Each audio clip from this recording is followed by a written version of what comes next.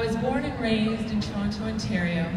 I am the youngest of three and the first generation of my parents that was born here. I grew up in an area called Little Italy back in the early 70s. I remember running up and down the streets of St. Clair and Oakwood, eating gelato and hanging out at the Mickey D's at Christie and St. Clair.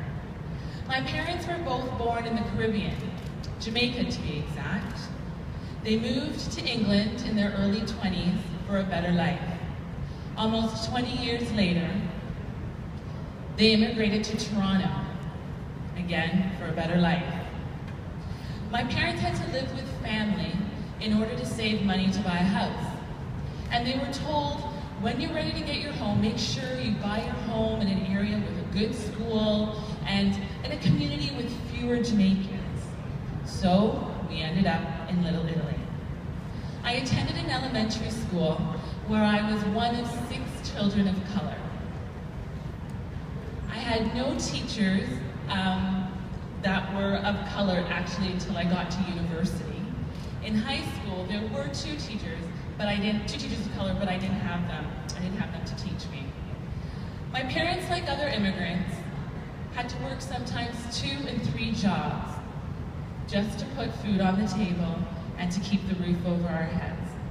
My older brother was actually my mom, my dad, my brother, and my friend. How many of you remember the show In Living Color? Okay. Remember the segment, hey man, how many jobs you have? Yeah, that was our family. That's how I felt. We're constantly working. I remember in my 2nd or 3rd year of university, my mother, who worked at a non-unionized private healthcare facility, went to work only to find a notice on the door, the patients were gone, and the door was locked. The owner declared bankruptcy. All the workers lost all of their investments. Most of the workers had no way of fighting back.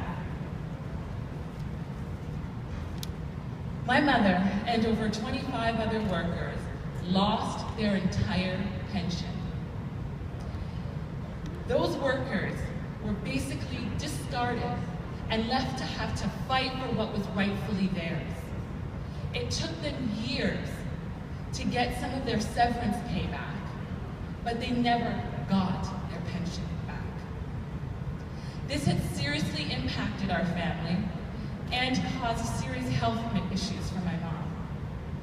It was hard to watch my mother suffer the loss, the feeling of hopelessness, the anger, and the injustice that her and her co-workers had to go through.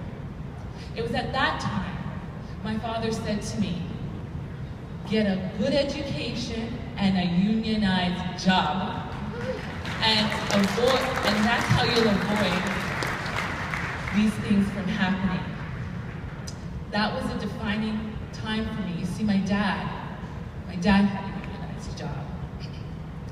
So I started organizing and rallying protests in university. I started fighting back and standing up for injustices. I fought to get into the Faculty of Education. And in my 1st year of teaching, I volunteered. You know, in the staff room, when everyone's like, who wants to be the steward? I volunteered to say, I will be the steward. I remember calling my dad and telling him, guess what, Dad? I'm now a union gal. I found a place of belonging in my union, within the work of protecting and advocating for members. Someone always has your back. Someone's always there to stand with you during your struggles, so that you're not alone, like my mom was.